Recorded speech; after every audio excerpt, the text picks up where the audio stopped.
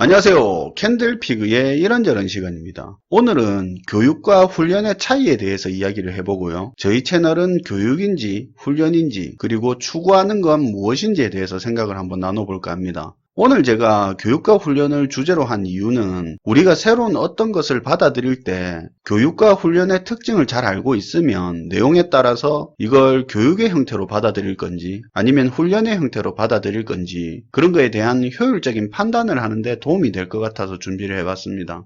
여러분들은 보통 교육이라고 하면 어떤 이미지가 먼저 떠오르시나요? 선생님이 칠판 앞에서 이것저것 써가면서 여러 명의 학생들 가르치는 그런 모습이 먼저 생각나는 분들이 많을 겁니다. 반면에 훈련이라고 하면 일반적으로 군대에서 받는 군사훈련이나 다양한 종류의 직업훈련이 떠오르죠. 사실 교육과 훈련은 구분 기준이 명확한 것도 아니고 적용되기에 따라서 기준이 바뀌기도 하는데요. 어떤 곳에서는 학문적, 정신적 활동이면 교육, 신체적 활동이면 훈련이라고 하기도 하고요. 어떤 곳에서는 반복 숙달의 유무에 따라서 교육과 훈련을 구분하기도 합니다. 이처럼 구분짓는 기준은 다양하기도 한데요. 그런데 교육과 훈련이 각각 추구하는 방향은 명확히 다릅니다. 교육 같은 경우는 교육의 목표 달성보다는 교육 자체가 가지는 확장성을 굉장히 중요하게 생각합니다. 다르게 이야기하면 교육은 성취도를 달성하는 게 중요한 게 아니라 이걸 배우게 되면서 다른 영역으로 자연스럽게 지식을 넓혀갈 수 있는 그런 확장성을 중요하게 본다는 건데요. 대표적인 예가 국어교육입니다.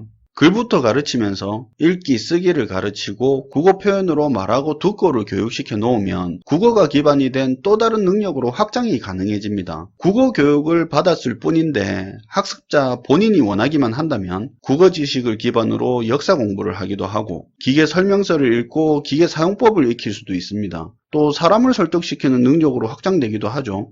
교육이라는 건 확장성을 중요하게 생각하다 보니 딱 어디에 쓸 수 있는 능력인지 명확하지 않다는 느낌을 주는 경우도 제법 있습니다. 그 교육을 받는 학습자가 미래의 지식을 확장할 때 국어 능력의 어떤 부분을 쓸지 모르기 때문에 다양하게 배우게 되는 겁니다. 이런 것 때문에 우리가 학창시절에 이거 배워서 어디다 써먹냐는 그런 생각을 자주 하기도 했었죠. 아무튼 교육의 특징은 당장 성취도보다는 미래의 지식의 확장에 포인트가 더 맞춰져 있어서 당장 어디에 어떻게 쓰는지가 애매한 경우가 있다고 말씀을 드렸습니다. 앞에서 교육이 확장성을 중요하게 생각한다고 했는데 훈련은 교육과는 차이가 좀 있습니다. 훈련은 목적이 분명하고 훈련 후에 당장 활용이 가능하고 평가를 객관적으로 수치화할 수도 있습니다. 훈련이라고 하면 우리가 떠올리는 대표적인 게 군사훈련이죠. 사격 훈련을 예로 들자면 훈련을 제대로 했다는 전제하에 훈련생은 정해진 시간 안에 정해진 자세로 10발 중에 8발을 명중시킬 수 있는 겁니다. 훈련은 목적이 명확하고 실질적으로 사용하기 위한 목적으로 배우는 것이기 때문에 효율성이 있다는 장점도 있습니다. 다만 능력의 확장성 측면에서는 교육보다는 떨어진다고 할 수 있죠. 그런데 이렇게 이야기를 하다 보면 교육은 좋은 거고 훈련은 약간 부정적인 이미지가 생길 수 있는데 꼭 그렇진 않습니다. 국어 교육 중에서 시나 수필을 쓰거나 독후감을 적는 그런 부분은 교육의 방법이 좋겠지만 예를 들어 받아쓰기 같은 것은 훈련이 더 적합합니다. 사람이 많다, 사람이 없다, 책을 읽다 같은 겹받침이 들어가는 문장들을 명확히 쓸 수 있게 한다는 걸 목표로 한다면 효율성도 있고 평가도 객관적으로 가능한 훈련이 적합한 부분이죠. 이것 말고도 사람을 상대할 때 중요한 예절은 교육으로 하는 것이 좋을 겁니다. 상황에 따라 사람에 따라 다르기 때문에 상대방을 배려한다는 개념으로 예절 교육을 하는 게 맞겠죠. 그렇지만 그 중에서 인사 방법이나 악수 방법은 정확하게 훈련이 되어야겠죠. 그러니까 교육과 훈련은 적절히 조합이 되어 있는 경우도 많기 때문에 완전히 분리해서 존재하는 건 아닙니다. 교육 과정 중에서 일부는 훈련이 포함되기도 하고 또는 훈련 과정에서 교육이 일부 포함되기도 합니다. 배워야 하는 주제에 따라 교육이 될 수도 있고 훈련이 될 수도 있습니다. 그래서 교육이 좋다, 훈련이 좋다고는 말하기 어렵습니다. 근데 청소년기의 학생이라면 아무래도 훈련보다는 미래의 확장성이 높은 교육의 비중이 높기는 해야 될 겁니다.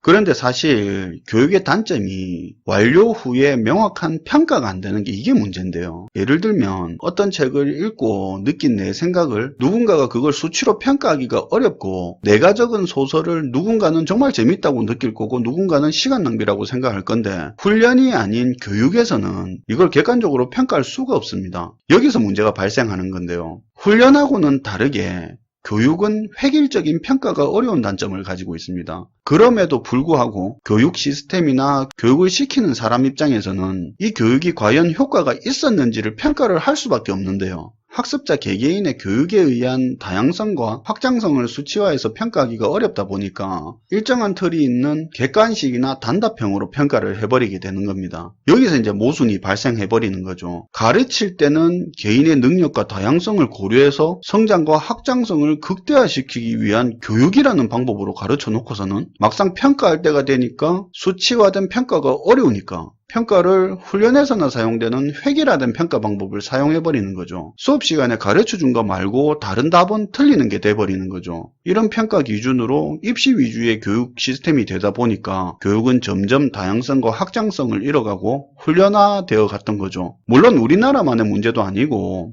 여러 나라들도 많은 고민을 하고 있는 부분입니다. 훈련이 아닌 교육을 어떤 식으로 평가해야 할지 많은 교육 전문가들이 고민을 하고 있습니다만, 이유야 어찌됐건 우리는 그런 환경 속에서 학창시절을 보내왔고, 우리도 모르는 사이에 누군가가 가르쳐준 내용이 무조건 맞다고 생각하거나 대다수가 맞다고 하는 의견을 수긍하는 데 익숙하게 되었습니다.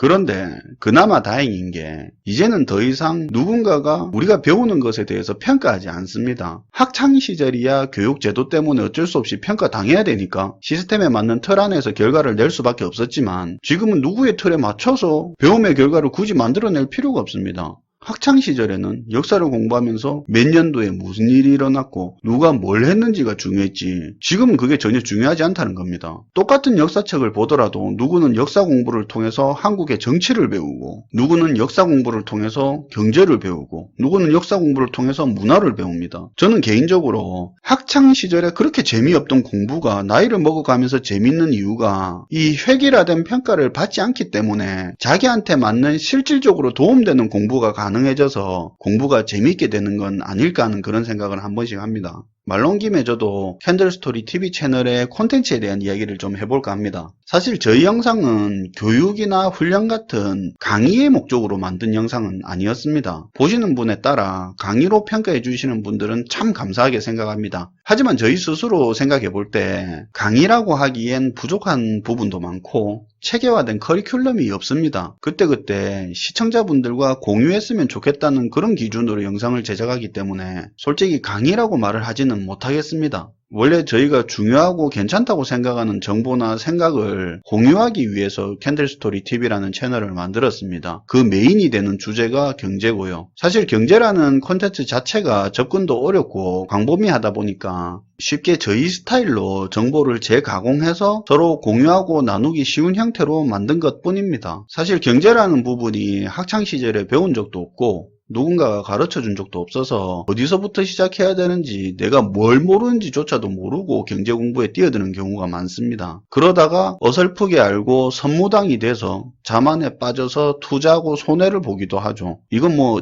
옛날에 제 이야기이기도 합니다. 저희는 가장 위험하다고 생각하는 게 내가 무엇을 모르는지, 그걸 모르는 게 정말 위험하다고 생각합니다. 자기가 무엇을 모르는지 알면 최소한 찾아보거나 모르면 모르는 대로 주의를 하게 되는데, 내가 모르는 게 뭔지도 모르면서 일부만 알고 접근하게 되면 특히 투자에 있어서는 굉장히 위험할 수 있다고 생각합니다. 그래서 저희는 경제나 투자에 관련된 다양한 주제로 시청자분들께 다양한 아이디어와 다양한 시각을 드리려고 노력하는 편입니다. 시청자 여러분들께서 다양한 생각을 하시는데 캔들스토리 TV가 도움이 되었으면 하는 바람이 있고요. 아직은 교육이나 훈련 둘 다에도 속하지는 않지만 지향하는 건 교육에 가깝고요. 영상 주제도 확장성에 신경을 많이 쓰는 편입니다. 어느 정도 시간이 지난 뒤에 더 퀄리티 있는 영상으로 교육이나 훈련이라고 할 수 있는 그런 수준의 영상도 제작할 계획이 있습니다. 많이 지켜봐 주시고요. 오늘 하루도 즐거운 하루 되시길 바랍니다. 시청해 주셔서 감사하고요. 지금까지 캔들피그의 이런저런 시간이었습니다. 캔들스토리 식구가 되고 싶으시면 구독 눌러주세요.